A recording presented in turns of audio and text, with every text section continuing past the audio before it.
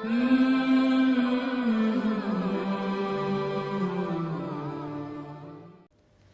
اللہ والصلاۃ والسلام علی رسول اللہ وبعد۔ پیارے بھائیوں اور دینی بہنوں، السلام علیکم ورحمۃ اللہ وبرکاتہ۔ ایک بھائی نے پوچھا ہے کہ 3 سے زیادہ مرتبہ وضو کے اعضاء دھلنے میں کیا حرج ہے؟ میں نے سنا کسی عالم دین کو وہ بتا رہے تھے کہ 3 سے زیادہ مرتبہ وضو کے اعضاء دھلنا صحیح نہیں ہے۔ اگر کسی کو وسوسہ آتا ہو تو کیا 3 سے زیادہ مرتبہ نہیں دھل سکتا ہے؟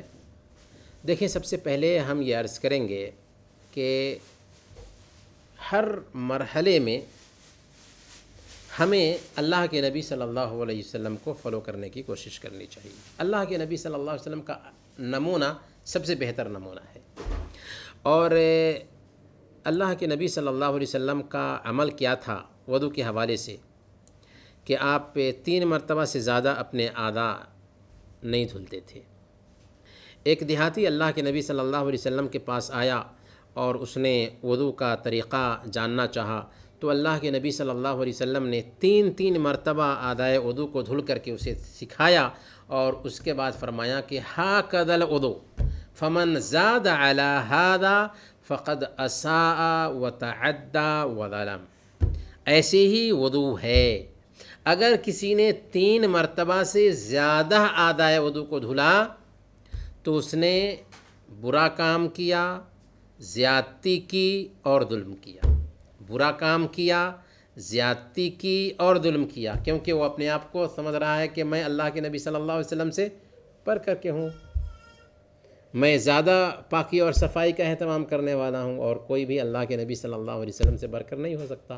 تو اللہ کے نبی صلی اللہ علیہ وسلم کا اسوہ اس حوالے سے سب سے بہتر ہے۔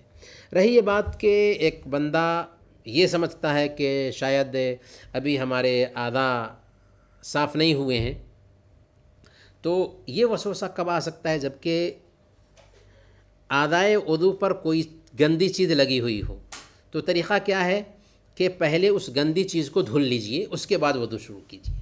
اگر کوئی گندی چیز نہیں لگی ہوئی ہے اور وسوسہ آتا ہے تو یہ وسوسہ کیا ہے؟ شیطان کی طرف سے ہے، اور وسوسہ کو ہمیں دور کرنا چاہیے، وسوسہ کی طرف دھیان نہیں دینا چاہیے، بلکہ وسوسہ کو اپنے آپ سے دور کرنے کی کوشش کرنی چاہیے، کیونکہ یہ وسوسہ ایسی لت ہے کہ اگر آ جائے تو پھر آپ کو بیمار کر دے گا۔ اس لیے وسوسہ سے ہمیں دور ہی رہنا ہے اور اس کی طرف دھیان ہی نہیں دینا ہے۔ اگر وسوسہ بھی آتا ہے تو آپ دھیان مت دیجئے، 3 مرتبہ دھل لیا بہت ہو گیا، اس سے زیادہ نہیں کرنا ہے، کیونکہ اللہ کے نبی صلی اللہ علیہ وسلم نے 1 مرتبہ بھی دھلا ہے، 2 مرتبہ بھی دھلا ہے، اور 3 مرتبہ بھی دھلا ہے۔ 3 مرتبہ سے زیادہ نہیں کیا۔ اگر ہم 3 مرتبہ سے زیادہ کرتے ہیں تو اللہ کے نبی صلی اللہ علیہ وسلم کا یہ حکم آئے گا کہ فقد اساء وتعدى وظلم، اس نے برا کیا، زیادتی کی اور ظلم کیا۔ لہذا وضو کے اعضاء 3 مرتبہ سے زیادہ دھلنا کراہت سے خالی نہیں، مکروہ ہے۔ اللہ تعالی ہم سب کو سنت کے مطابق وضو کرنے کی توفیق عطا فرمائے۔ وصلی اللہ علی نبینا محمد وعلی آلہ وصحبہ اجمعین۔